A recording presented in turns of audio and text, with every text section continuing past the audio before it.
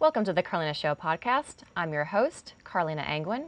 Today is Wednesday, August 8th, 2018, and this is episode 9 of the podcast. Today on the show we have Dameon Berry. Dameon is a U.S. Army veteran, husband, father, and owner of East Tennessee Canine. Since 2003, Dameon has trained working dogs for active military and police forces, service dogs for veterans, children with special needs, and older adults, and search and rescue dogs to detect missing persons. His working dogs have been placed all over the world and have helped save and protect lives. In today's episode, Damien tells the journey that led him to start training dogs. We also have a couple special appearances. His children visit and tell us why they love their father.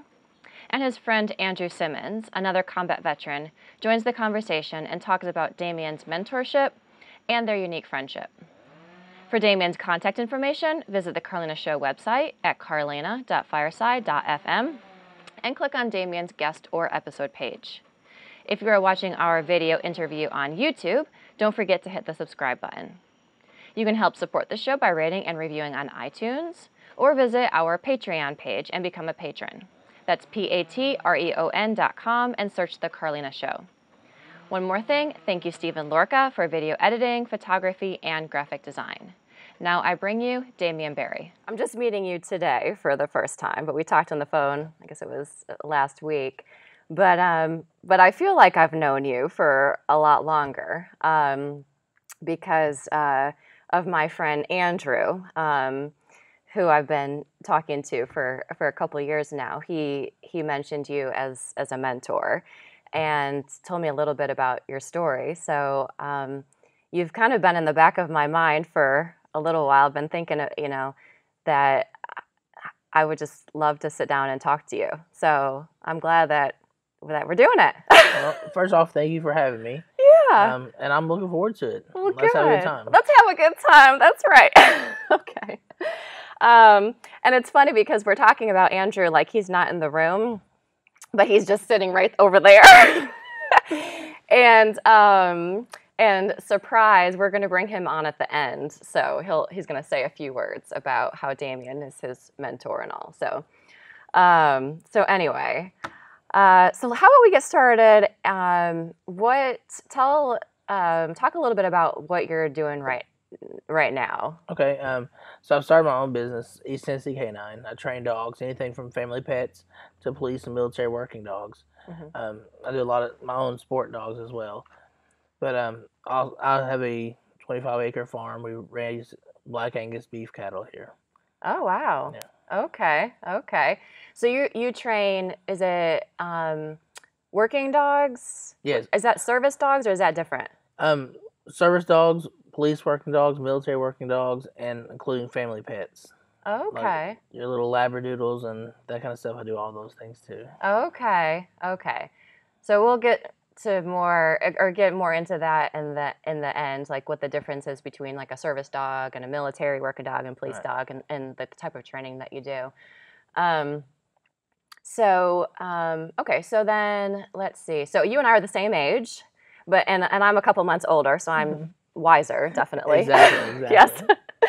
So now talk a little bit about like where you're from and a little bit about your family before we get into your journey of joining the Army and so forth. Okay, I started off as a military brat. Okay. My dad was in the Marines, so we moved around. And then once I was 5 years old, he got out, and we moved to East Tennessee, where my mom's family's from. Okay. And I was raised in East Tennessee until I was 18 years old, where I joined the military. And I had two brothers, one younger, 7 years younger, and one older. It's a year and 13 days older. Okay. And did they all join the military or just me? Just you. Yes. Okay. And so did you join the Marines or did you? No. No? I've got my uncles and my dad was all Marines, but I joined the Army because they gave me a guaranteed contract, and I tell them it's because I have an IQ. They wouldn't let me in the Marines. Okay. So what do you mean? So what do you mean by that? So. It's just our family. We go on and pick at each other, and Andrew and I as well. Pick at each other, different branches. We're all brothers, but we give each other a hard time. Oh, okay. Okay. Well, that's good. All right. So, so you joined the Army when you were 18, and then talk a little bit about like your training and, Okay. you know, So yeah. I signed up to be military police. Mm-hmm. I went to basic training in July of '97. Mm-hmm. From there, I went straight to airborne school at Fort Benning, Georgia, and was assigned a permanent duty station at Fort Bragg, North Carolina. Okay. Okay. So military police, what is that? It's a lot of people think it's just like a cop, but I was more of a garrison. That's the garrison side of it. But there's also field MPs that like we jumped out of airplanes. We do convoy securities and route recons and that kind of stuff in a combat zone. So you jumped out of airplanes? Yes, ma'am. Wow. With a parachute? Yes. Okay. Intentionally. Oh. That airborne school I went to since I got out of basic training, but later in my career I went to jump master school, which that's the people inspect the other soldiers and send you out. It's pretty high honor. Wow. Okay. And then so you did that after high school, and then when was your first deployment? Well, my deployment is related to my career. I guess I should back up a little bit. Okay. When I went to Fort Bragg, I was as a regular MP for a little over a year, and then I joined SRT, which is Special Reaction Team. It's kind of equivalent to a civilian SWAT team. And there I went to several different SWAT schools and entry schools, and then sniper school as well. Okay. So I did that for a little over 2 years, and then went back to the regular line units, and that's when I deployed for the first time to Kosovo in 2001. Okay, in 2001. What month was that? July, I think. July. Okay. Okay, because you were there when 9/11 happened. Yes, ma'am. So do you remember the morning of 9/11? I was actually on R&R in What does that mean? Rest and relaxation. Oh. And what country was that? In Kosovo? No, we went to another country, Bulgaria, Sofia, Bulgaria. Then that's when it happened.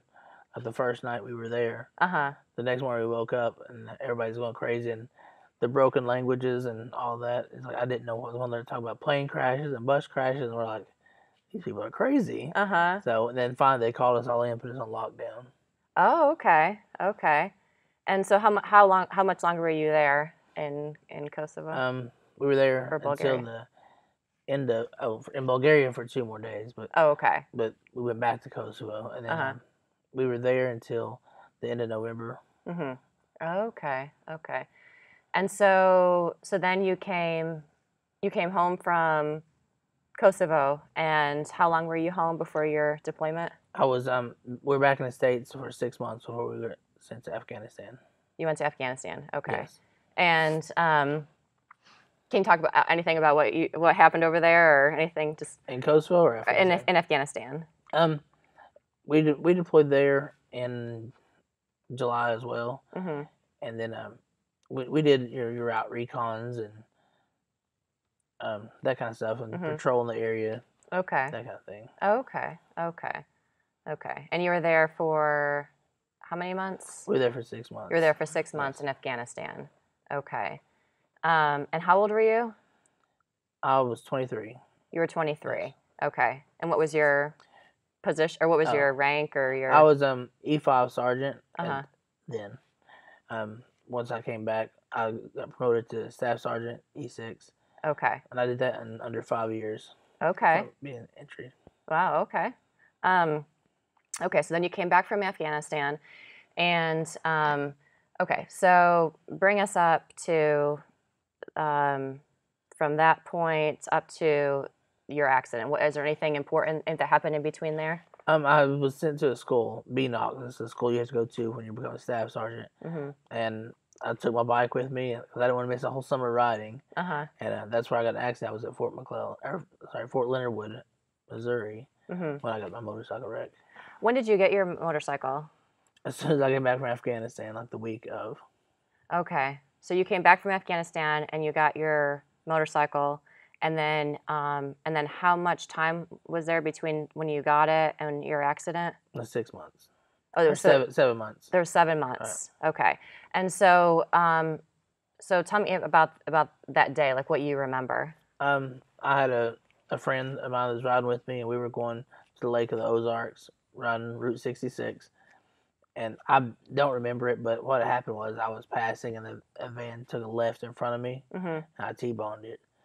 I broke my neck and C7, broke my back in 4 places, and both arms are broken. They gave me less than an hour to live on the scene. So you had someone on the bike with you? Yes. And she's okay. She's okay. Yes. Okay. She was in a coma, had some short-term memory loss, and a broken collarbone. But she's okay now. She's married and has kids, and is doing real well. Okay. Okay. So you were passing a van. Is that what you said? I was passing a vehicle, and then a van took a left in front of me. Okay. Okay. It was a '68 model utility van with no tail lights, no brake, no lights at all in the and no insurance. Oh wow. So it was one of the big heavy ones. Yeah. So you were away from your family, you said? Yes. Okay. Okay. So then what happened? From there, they sent me to Fort Leonard Wood, and they sent me by Lifestar to Springfield, Missouri, where I was in intensive care. Okay. I don't remember a whole lot there. I know they're like, kind of in and out. But at some point, I knew that I was going to die. I did. So I asked the nurses, because my family all drove over there from Tennessee, and I asked the nurses not to give me pain medicine. And they're like, you're going to be hurting, you need it. I said, well, I want to tell my family bye, because I knew that I was going to die. And so they didn't give me my pain medicine. I told everyone I loved them and bye, and when they left, they gave me my pain medicine, and then from that point on, you can read back on my medical records. My vitals started coming back up. I started getting stronger again. Then I think that was just God saying, okay, you've gone as low as you can go. You need to surrender to God. Because I thought that I was this big, strong guy that could do anything. Yeah. And God puts us in our place. You need me. Yeah. And then at that point, everything turned around and changed. Wow. So they gave you an hour to live? Is that what? Okay. And so when did your family get up there? Did they get up there the same day, or? Probably the same day. I'm not real sure. I was unconscious for like 4 days. Okay. Or in and out of consciousness for 4 days. So you were conscious when your family came up, so that you could talk to them, and and you talked to them. I was like in and out because of the pain meds, like really groggy. Right. Like later, they said they were there for like 2 days, and I thought they were there for like 20 minutes. Okay. Wow. And so, how long were you in the hospital? I was at Springfield for 2 weeks. Okay. And then they sent me to Augusta, Georgia, where I did my rehab at the VA hospital there. Okay. Okay. So, do you have any memories of the first hospital? I mean, just your at Springfield? Family? Yeah. Yes, I was in intensive care for, like I said, like 4 or 5 days. And then they sent me down the hall where they started trying to do a little bit of rehab with me there, just to get me prepared to go to the VA. They were excellent there. That's a really good hospital. At the VA or at the Springfield? Springfield. Oh, okay. Yes. Okay. And at what point did they give you your diagnosis, or did they tell you? Well, they told me at first, because I was paralyzed from my neck down at first. I couldn't move my arms. But once the swelling went down, I had function in my arms. And they told me that I was paralyzed. And, of course, no, I'm not. I'll be walking out of here.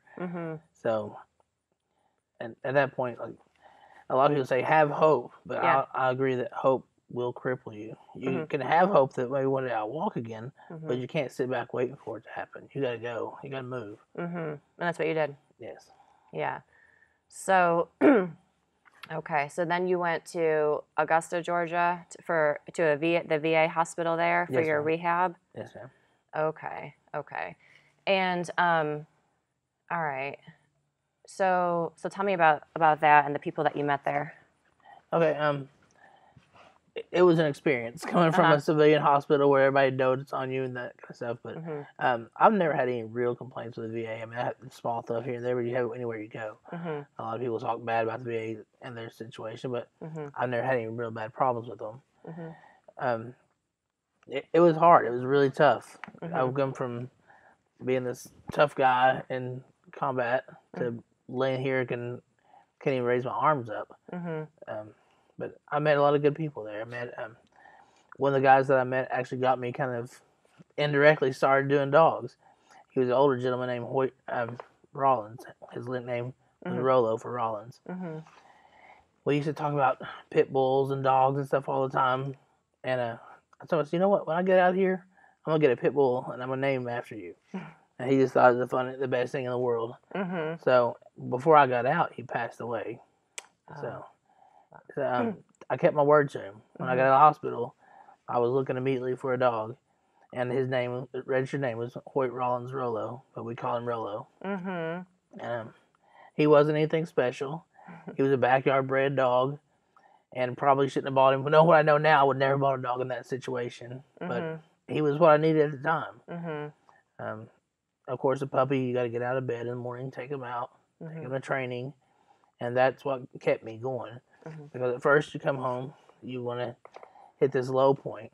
And you don't really get out of bed. It's just easier to lay here and not do anything. But he got me moving. And I started training him, doing obedience classes. And then I thought, you know what? I need to make him a service dog. I mean, that'd be great. I wear saddleback vest for me and carry things. So I did. And I started training him as a service dog. And then after a while, I'm like, you know what? It'd be good to have a protection dog.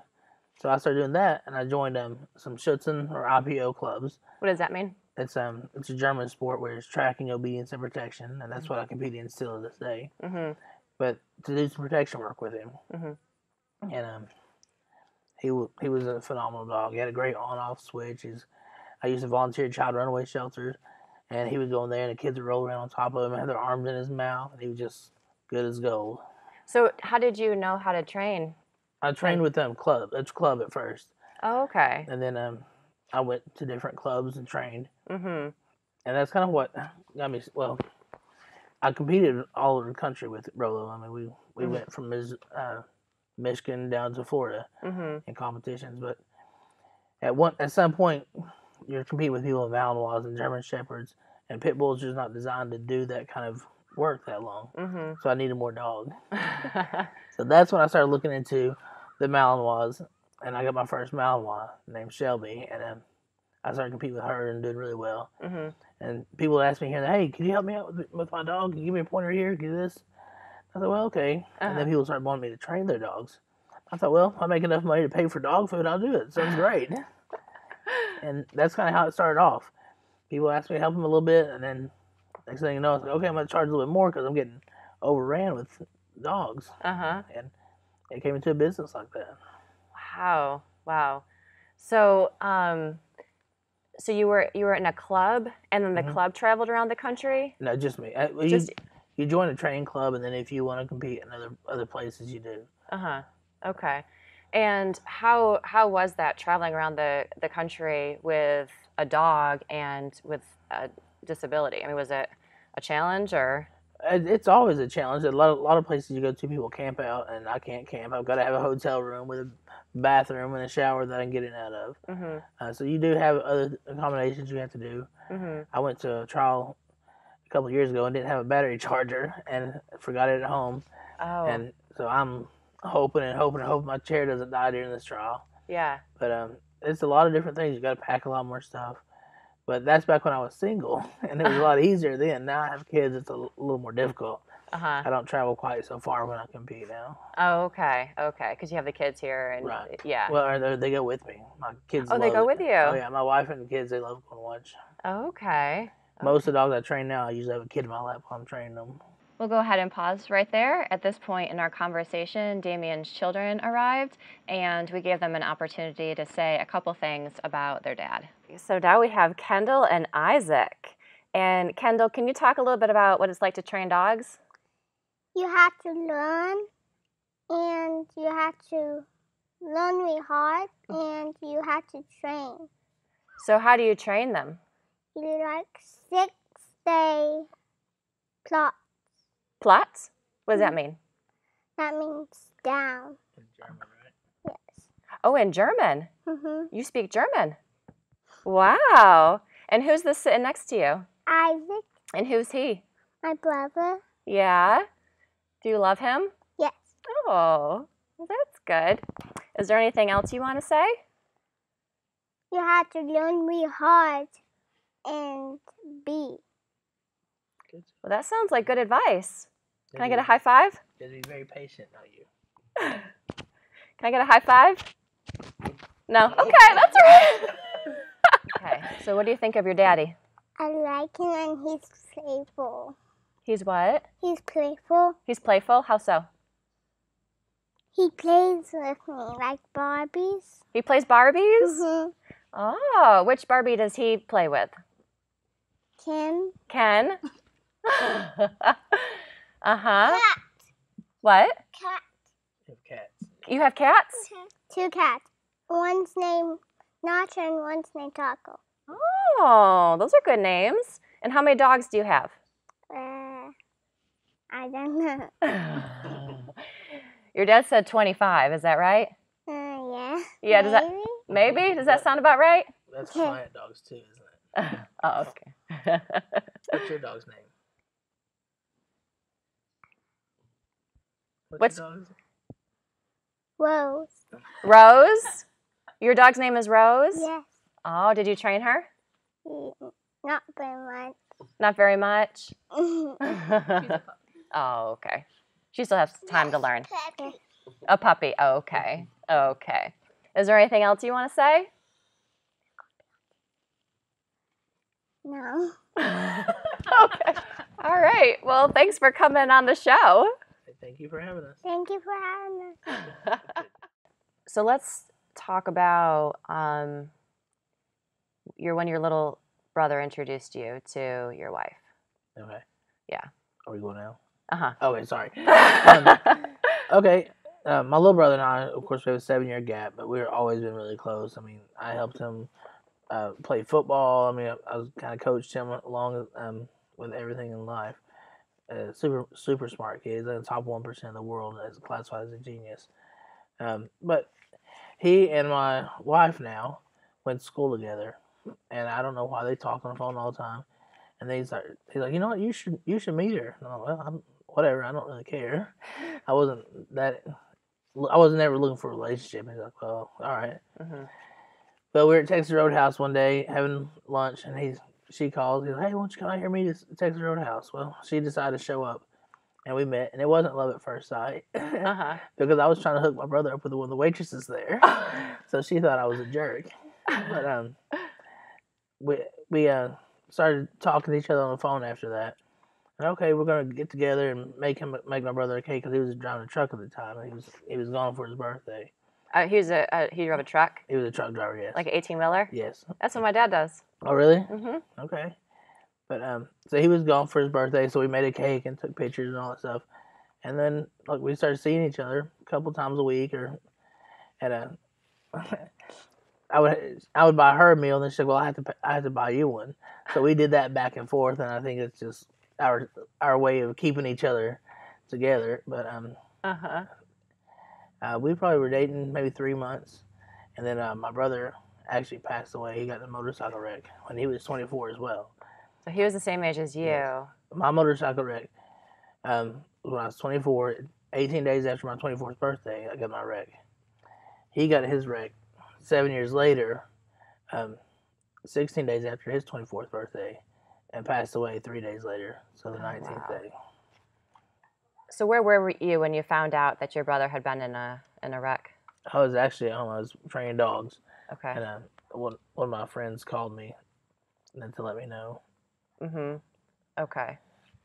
And the thing is, he had kept his motorcycle here, and the day he decided that he got in his wreck, he's like, I'm gonna take my motorcycle and stay with my friends, keep it at my friend's house.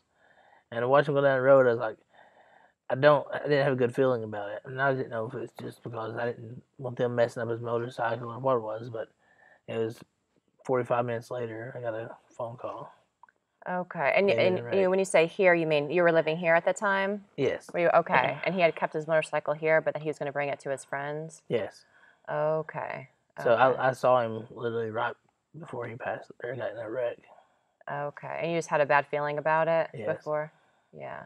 Okay. Well, like I said, maybe the bad feeling was they're going to mess up his motorcycle or they're going to ride it while he's not there because he was gone, 2 or 3 or 4 weeks at a time. Mm-hmm. So. From riding the truck? Yes. Okay.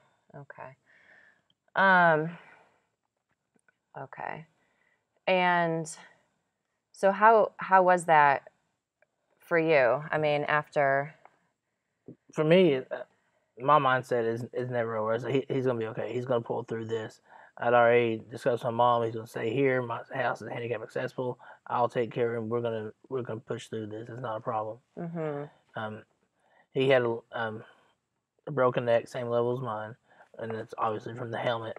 But he had also a really bad broken leg. They were going to have to amputate, and had a blood in his lungs as well. He had some pretty bad problems, but he hung in there for 3 days, and I had to come back here to take care of dogs on that last day, and I got tied up with a whole bunch of stuff I had to get done. Hadn't paid my mortgage or anything because it happened on October 1st, so I was trying to catch up on loose ends, and then I came back there, went straight back and saw him, and same thing, love you, you're gonna pull through this, all that stuff. And it wasn't 20 minutes after I left, he passed away. And I think, and this could just be me creating things in my own head, but I feel like he was waiting for me to say, I love you. And that was him saying he loved me. Mm-hmm. Mm-hmm. And was he responsive at that point at all? Or he wasn't at all. Yeah, okay. Wow. And when, that was in October? Yes. Okay. And then when did you and your wife get married? How soon after that? We dated for over a year, and let's see, you can put me on the spot. We got married 11/4/11. Okay. So that was like a year. A little over a year later. Okay. We'd been dating for a few months, or not dating officially, but seeing each other before he passed away. Mm-hmm. Okay. Okay. And then you have 2 children, so. Yes. We've got a little girl 6 years old, and my little boy is 2. Okay. And of course they just made an appearance. So. Right. So, okay, so let's see. Go ahead. When I got in a wreck, a lot of people like, God, why me? Why me? Mm-hmm. I was kind of a little bit different the way I looked at it. I was like, why did you leave me? Why did you give me a second chance? And I really didn't know. Like for I don't know how many years it was before I got married, and then my little girl was born, and I was like, this is why I'm still here. Is for some reason, and Andrew and I have spoken about it several times. We have our heart-to-hearts to each other. We kind of open up to each other. But when my kids were born, it's like, okay, this is why I'm here. They're here for a reason. They may be the next president of the United States. They may do something tied off completely different, but that's why I was saved, was for these kids. Yeah. So could you talk a little bit about that, like how it's been, how you keep up your spirit in the months after and the years after? It was 100% God, my religion. I get down, I pray, but and He gave me the strength to say, you know what, keep going, keep moving. You don't stop, and I was raised. I worked hard on farms growing up, and back even in elementary school, and I was always working. That's why I did so much in the military, and got promoted so fast because I worked hard. And then when I got injured, it's like, hey, I'm 21 years old. I'm too young to stop. I got to keep going. So that's why and to me, it's not. I don't think about it. It's okay. I'm awake. I got to do something. I got to keep moving. Yeah, that's one thing when we were talking on the phone a couple of days ago, and you said that you just didn't think your story was that remarkable, and I said, well, it is remarkable, and you just have this drive where you just wake up, you just do it, you just do what you got to do, and so that's admirable. So thank you. Yeah, Yeah, because I mean, I see that you do have a story that's worth sharing, you know. So could you talk a little bit more about the work that you do with the dogs, and because I really don't know anything. Okay. So talk to me, like, yeah, explain it to someone who doesn't know anything. Well, the most of my business I get are people with their pets. They're having problems with dogs pulling on leash and jumping on them. So we do basic obedience on a whole lot of pets. But I also do service dogs, like handicap assistant dogs, whether it be PTSD or diabetes or autism or just people in wheelchairs, or some people even not in wheelchairs that need dogs to brace and stand with. I do a lot of that training as well. Mm-hmm. And I train police dogs and military working dogs, and we sell them as that. We'll raise them up and train them and sell them trained. So let's back up to the service dogs then. Do you work with both the dog and the individual, or? Yes. So what are some of the situations that would bring someone here needing a service dog? Anybody that needed an extra hand, go back to Rolo. He got me out of bed in the morning. I was training him, but when I first started going out on my own in a wheelchair by myself, it's like the whole world's changed. People are kind of looking at you weird, or they're just completely ignoring you. My service dog there kind of evened the playing field.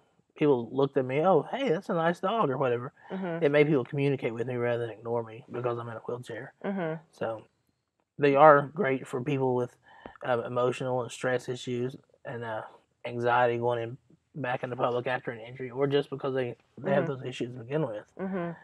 But there's lots of reasons we can use service dogs. So do you work a lot with veterans? I have a lot of veterans that come in. Mm-hmm. Like I said, I do diabetes. I've had a couple recently, 2 kids come in with childhood diabetes. They were doing those seizure alert dogs. Mm-hmm. And sometimes older people, they have a hard time with bracing. Mm-hmm. They'll fall and they need a dog to hold on to so they don't fall, or helping them get up off the chair. Mm-hmm. So. Mm-hmm. And do you think that they see you as more like relatable, especially because you've been through something like this, that they can, they would see you more relatable than say somebody else? Or I'm sure they do. Mm-hmm. I guess on that side of the page, that I would say people, oh yeah, I want to go to him because he's in a wheelchair for a service dog. But it's kind of the opposite when I'm training and selling police dogs. Like, oh, this guy's in a wheelchair. They must not be that good. Mm-hmm. And then they come here and see my dogs. I mean, I've got some of the best bloodlines in the world. Mm-hmm. And so I've got to fight. One side is good, and the other side I got to fight that. Oh, he's in a wheelchair. Can he really do the bite work? Can he do what I need to get done? Mm-hmm. And the answer is yes. Yeah. So talk about that. Talk about the police and military working dogs. Okay. All protection police dogs, they kind of start off the same way with their bite work. And we start them off with our puppies, and we have a litter. We start doing bite work like 3 days old, or 3 weeks old. Mm-hmm. We either start doing biosensory stress testing at 3 days old. What does that mean? You just hold them in different positions, put them in different things. It stimulates their brain growth. Mm-hmm. And it gets them just clicking a little faster. Mm-hmm. But by the time they're 8 weeks old, they're going home. Most of them are doing bite work. You can hang them up in the air on a bite. Looks like a little fish hanging on a hook. But that, and I do IPO. Schützen is the German sport I was saying about. What is IPO? It's a German sport that you compete in 3 phases. It's tracking, obedience, and protection. Mm-hmm. You do all 3 phases to title. And I've titled a few dogs in that, all the way from nothing to IPO 3, mm-hmm. which is the highest you can go. Oh, okay. And then what kind of work did those dogs do? What are they trained to do? Tracking, like man tracking. Like if you walk out there, you drop an article like your wallet or something. Originally, it was a breed test. That if your dog did this, okay, you could breed it. And that it just kind of turned to a sport from there. Mm-hmm. But if you drop an article on the track, the dog will find it and lay down on it, indicate the article. Mm-hmm. And it does it through the different paths and different designs, mm-hmm. Beforehand. And obedience, you're doing retrieves, you're doing sits out of motion, downs out of motions, a lot of healing. There's a little bit of everything as far as obedience goes. Mm-hmm. And then protection. Protection is more of your direct search, like searching blinds, looking for the bad guy. When you find the bad guy, indicating and stopping the bad guy, that kind of stuff. Did you want to take a break? I'm okay. Okay. Okay. Okay. So finding a bad guy, and then what do they do if they find a bad guy? Hold and bark. I'm sure you've seen pictures. So they're like standing in front of the guy barking. Until he moves, they're not supposed to bite. They're supposed to stand there and bark to indicate where the bad guy is. Okay. Okay. And then what else? If he runs, they catch him. They have to out. All this stuff's off leash, no collars or anything like that. So it takes it pretty high. You can take a dog that just wants to go out there and bite, and they're not doing it out of anger or fear. They're doing it because they enjoy it. They just want it. It's just like a track runner likes to go run. Okay. They just like to go bite and have fun. The problem is getting them under control till you can do all that stuff off leash. Okay. And then what type of situation would they need to do that, like in the real world? As a civilian, no. But unless you're doing sport. In sports, anybody can do it. I mean, you can grab a dog today and start training to do sport. Well, I mean, like the dog. So you're training the dog to do this, but where would the dog do that in the real world? As like a police department or military. You're going in the building, searching for the bad guy. If somebody's held up in a closet, you bark, let them know there. If they move, the dog will apprehend them. Okay. Okay. And that way it saves lives. Right. Okay. And so that's the same for police as in military. Like you would train the same type of training for dogs that would go like overseas. Right. And plus you have to do detection. You got most commonly here in the States is your narcotics, and then you got explosive stuff you use more overseas. But you have explosives here too, and airports, that kind of stuff. Okay. Okay. So they're trained to sniff like drugs and explosives and that sort of thing. Okay. Okay. And so explain a little bit about how you train a dog to do that. First, the dog has to have great temperament, great nerves, can't be skittish, and they have to have drive for a toy or for food, preferably a toy because you don't want to carry food around everywhere you go. But what you do is you have a dog that's crazy about a ball. Well, you're playing with a ball in a box that has odor in it. They can't reach the odor, whether it be explosives or narcotics. And you get them, okay, when I smell that odor, I get the toy. So that's what they're doing. You're making a bridge there. I want my toy. They don't care how they get the toy. But, okay, now I find the scent. That's how I get my toy. And that's kind of how it is. Okay. At this point in the conversation, we bring in Andrew Simmons to talk about his friendship with Dameon. And as you'll notice, after a few minutes talking to Andrew, we bring in Damien as well, and the three of us start talking. So here we go.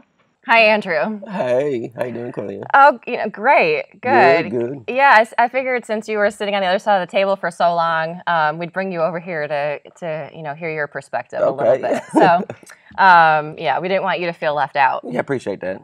Right. So, yeah. So anyway, I remember you telling me about Dameon a few times, and so do you remember what year it was that you met him, or why you reached out to him? What did we say? What, about 2012? Does that sound about right?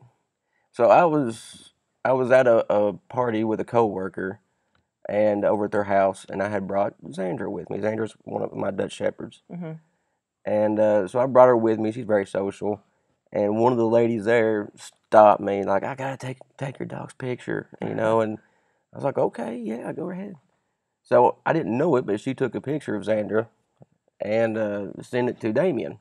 And I guess he had commented. She started telling me about Damien. And that was the first time I ever heard about him. But wasn't long after that, I think Damien had done an interview for WBIR. And I'd watched the interview through Facebook and everything. And I was like, well, I've heard this guy's name before. And then I remembered about the party and the picture and everything else. And so I was like, well, I'll go ahead and reach out to him and see about doing some training, because I was going, gosh, how far? It was almost to Nashville, wasn't it? Cookville, Nashville.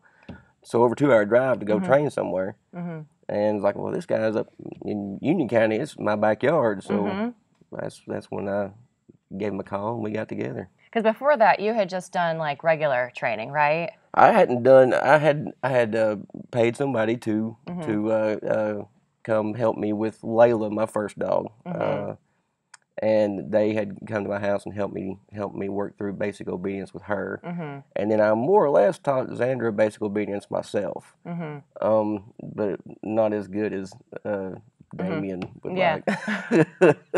He taught you better. Yeah, he taught me a lot better. Yeah. So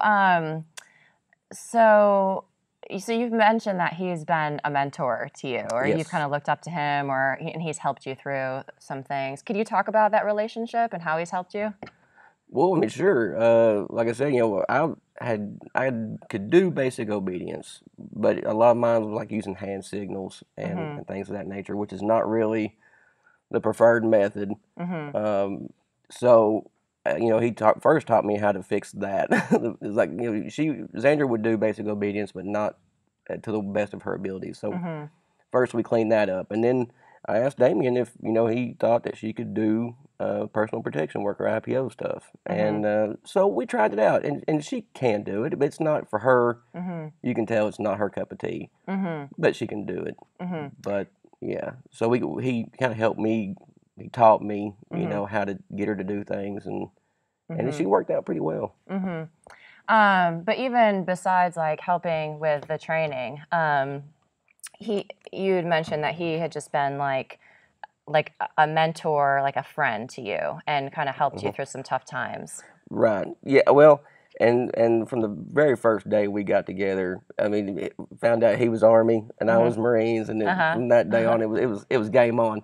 So we would, we'd throw jabs back and forth at each other, all in good fun. But we just really got to be to where like we would talk about anything with each other. And times, throughout my life where I've had, some issues, some dark times, because him being a combat veteran, he understands a lot of the stuff that goes on with me. So, he's been an outlet for me to bounce things off of, ideas, thoughts, and so it's been a great help. And let's see. I'm trying to think. Sorry, we'll pause this part. Okay. Well, it's gone both ways. Andrew's there for me. How about you come on over? Come on over. Sit right next to him. I'm gonna. Can't really say it's gone both ways talking to Yeah. Yes, it has sugar. Okay. All right. So we'll go ahead and clip this on. And all right. So I'm just gonna ask the questions real loud. Here we go. And okay. Are we all thinking? This is kind of funny. Give your hand. Oh. Okay. Oh, this is good stuff. So how has it gone?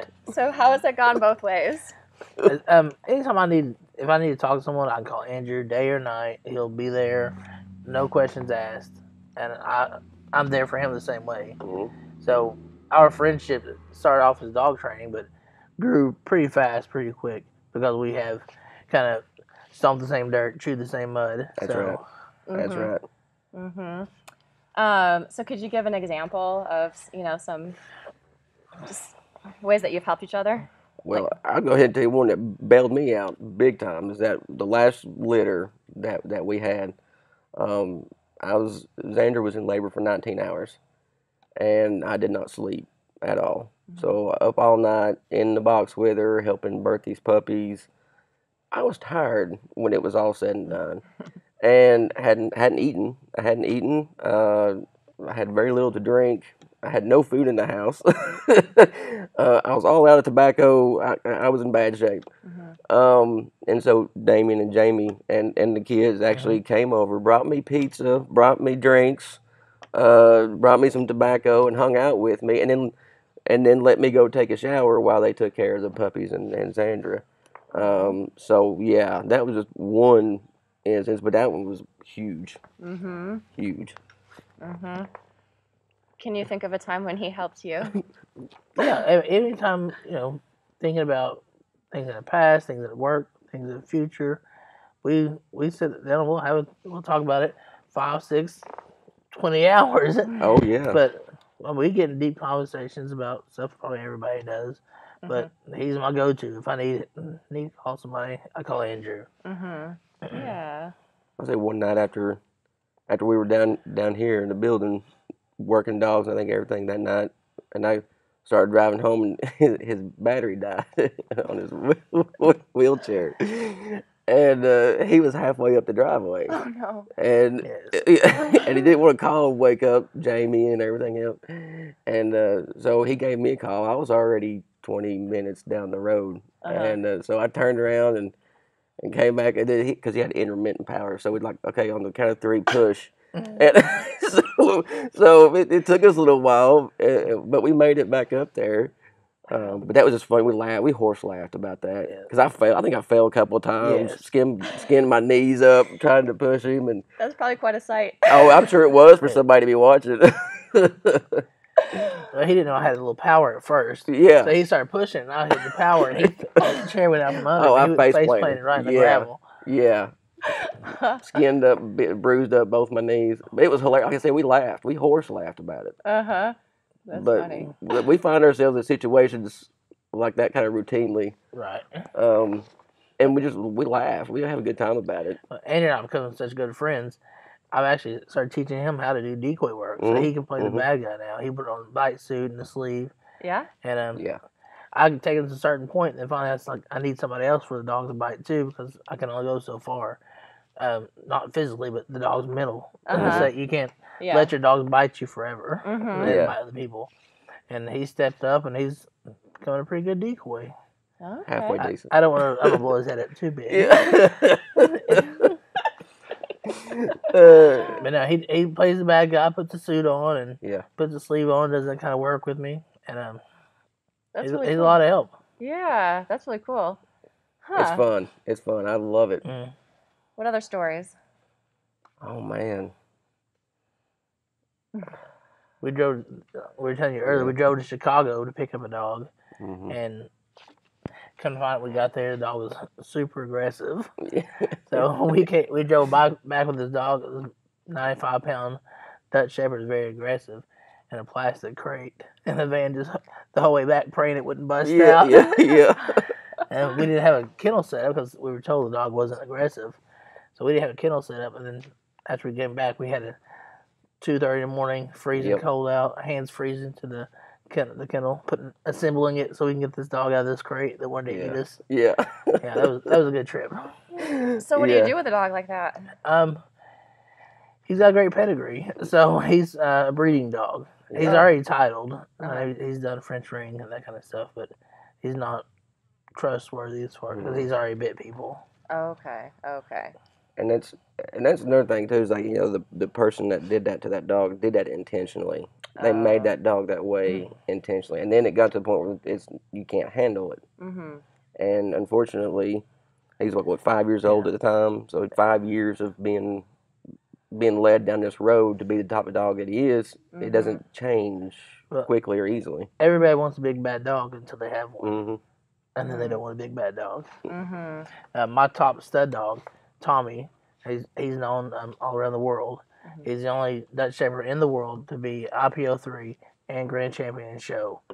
And still to this in the world, the only one in the world. Wow. And that dog was super powerful, and bite work would scare a lot of people. But if he was on the field, you can lay down on the ground with him and play with him. And that's what we go for. We want clear-headed dogs that were willing to work. And I remember Damien telling stories, you know, about Kendall being real little and just putting Tommy out there in the yard with her, and she's pulling on his ears and his tail, and he you know, wouldn't bat an eyelash. Now, if I tried to go over there and do that, I wouldn't even make it to touching him before I get bit. But that's just how level-headed he really was. Right. But I used him as a service dog. I cross-trained him as a service dog as well. And I would take him to Walmart, to the grocery store, and people would pet him. They bump into him, step on his feet even. And he just sit there and look at you. So he knew how to turn it on and off? Like he knew when he was a service dog, and he knew when he was like a working dog? Right. And that was all because of the way that you trained him? Yes. And that's why he's saying the guy that trained the other dog that's super aggressive, he wanted that. He trained for that. And then it was more than he could handle. Did he just did he get like professional training, or he just did it on his own? I'm sure with your job, you see a lot of people that call themselves reporters or whatever. There's a lot of people that call themselves dog trainers. Yeah. They're not necessarily dog trainers. Right. Okay. Huh. So did you want to talk a little bit more about, you said about Tommy and an international dog? Yeah. Go ahead and do that now. Well, I started off, not we, training in my yard, just, like I said, a client here and there, just to pay for dog food. Well, since then, we got a 6,000 square foot training facility. Which we're in right now. Yes. Yes, And, beautiful. Thank you. And we've got dogs all over the world. We've got dogs in several different countries. One of Tommy's puppies is actually they import him back to Holland. That's where most Dutch Shepherds come from, or Holland. And they actually bought one back, and he's a big stud dog over there now. So my creation, if you will, is still spreading all over. Okay. So what countries? Almost all of them. We got Vietnam, Guam. We have some we sent straight to Canada, South America. Yeah. Actually, I think in Africa as well. I've got dogs in Australia. And what are they doing there? Most of the time, police work. So you trained police dogs that are in all these other countries? Yes. But the police dogs that I train, I sell them here in this country. Okay. But I sell puppies to other countries, and then they train them there. Okay. Gotcha. Huh. Or they'll buy a dog from me, and then they'll breed them in other countries, and then they sell puppies too. Okay, so like, let's say someone wants a service dog.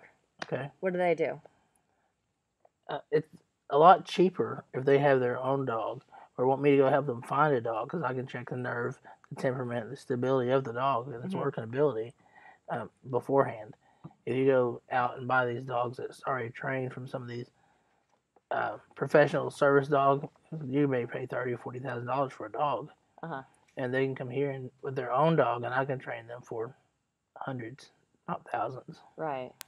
So do you work with just people here in the Knoxville area, or do you have people that come from across the country? I've actually got people that come from all over the country. I've had people driving from Phoenix. I've had people driving from Michigan. I've had people fly their dogs in, and I pick them up, train them, and then put them back on an airplane.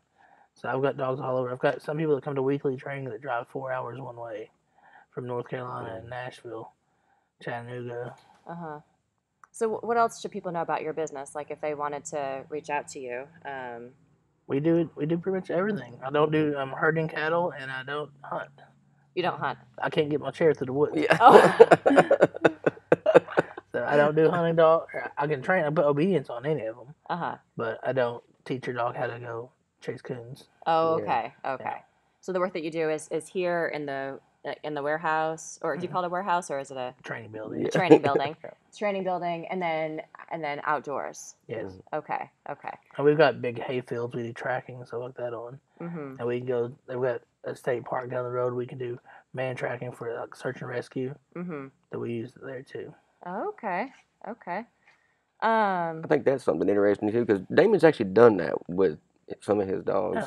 And I can't remember the entire details of it, but basically a kid had gone missing out in Blount County, and they called Dameon to come out there, and he was able to track to an intersection, and that's where the boy had been sitting there, and we kept tracking on up the hill, but it was super windy that day, and the track was already several hours 12, 13 hours old, and she still tracked all the way up to she got off that hill, and the scent was everywhere. So she lost track, but we found out a few days later she was like 30 feet from where the kid parked his bike and ran off.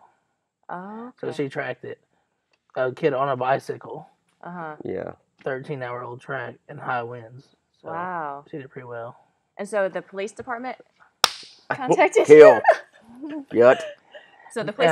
Actually, I'm president of the board of our local fire department, and somebody contacted the fire department, and it just so happened it's one of his family members. Said, hey, he asked me, he said, can you come found this kid. Uh-huh. We loaded up and we went. Yeah. Wow. Wow. So there are other situations like that where you've been called to help with? With search and rescue, you can do that. With police stuff, you have to be certified. The dog has to be certified through the department to do that kind of stuff. Okay, gotcha. Okay. So there's another story about Angus? Yeah, Angus, which you have to break down the lineage. I'm not sure who. Tommy's son. Tommy's son. Smokey's brother. Okay, that's right. Smokey's brother. Uh-huh. And so we was training up here one day by the barn. We were working outside, and I was just wearing a leather apron, okay, and I had a sleeve on my left arm. And we were working on holding barks. And so I was in a blind, standing there, and I on purpose, I might come out of this blind a little bit just to give myself room to, if I had to catch the dog or maneuver, wherein I should have been more in the blind. Uh-huh. But so he sent Angus. Angus runs around the blind and then comes back in between my legs from behind. And so his head is right here between my legs. And I'm like, Dameon, help, Dameon. And he's just laughing. He's laughing his head off over there. He's like, just don't move, So I'm froze over here. I was scared to death. Like, this dog it hurts to catch him on a bite, And here he is in between my legs, and I have nothing to protect myself. Angus is a very serious dog. He's not just out there playing. Uh-huh. Yeah, so I was like, David, help me, help me. And, he just recalled him, and we did it again. It was fine. But for that moment, I thought, I'm about to get bit. It's going to hurt really, really bad. Depending on where he bites, it's going to be extremely bad. I'm going to the hospital. Did you think he was going to bite or no? I knew if we were still, he'd be fine. That's why I was laughing. I said, just be still. And I was trying to get my composure so I could call the dog back because I was laughing too hard. He's like, Damien, help, Damien, help. Barely moving my lips. Like, I didn't want to move nothing. I was trying to stop my heartbeat, I didn't want to give it away. Oh, goodness. Yeah. So, okay. So, let's see. So what's next for you, Damien? I'm still going to do the same thing. I don't know how long I will. I'll train dogs. I enjoy it. It gets me out of the house, gets me going to do things. But I have kids, so I think I'm going to have to start making some time for myself. Give myself days off, and I know he's on me about it all the time, too. Because I work 7 days a week. So, wow. But maybe I'll start taking a day or two off. But so you can spend some time with your kids? Right. Or, yeah. Because we need to do lake days and camping trips and stuff like that. So. Okay. But I'll probably be training dogs, so I can't train dogs. I've already been thinking about my retirement dog, so I tell you I'll have a dog forever. Yeah. So. Yeah. Okay. All right. Andrew, did you want to say anything else? Any lasting, words about Dameon or what people should know? Well, as Damien mentioned earlier, I think the good Lord puts people in your life at different times when you need them, and for different reasons and different functions, and certainly I believe that our relationship has been that, and like I said, we've had a great time, since 5-6 years now, and great friends. Well, I'm glad I'm a great friend. You can probably step it up a little bit. I need to step it up, Roger. Okay. Okay. Damien, would you like to say anything nice about Andrew? No, I'll try, but I don't know if I can do it. Now, Andrew's one of those guys, you call him, he's there, no matter what it is. If I'm like, hey, I need you to come over here, Kendall's needs some help with cheerleading, he'll come over here and help. I mean, it doesn't matter what it is, he'll be here. That's true. And that's friendship. Yes. Good. He'll drop everything and be here. Of course, I wouldn't waste his time with something, but he's a busy man. He's working in school and all that stuff. So, yeah. But he would put it to the side to come here anytime I called him. Okay. Well, good. Yeah. Good. And I almost like him. Yeah. Yeah, I can tell. All right. Well, this has been a lot of fun, and I'm glad that this is like the first interview I've done where we've had like so many other people come and join the interview. Okay. So this is great. It might be a trend. Okay. There you go. Be a lot of editing for you. Yeah. A lot of editing. Well, the good thing is I don't do the editing, so I give that to Steven. He gets to do that. So, yeah. Well, I just do the fun stuff. Yeah.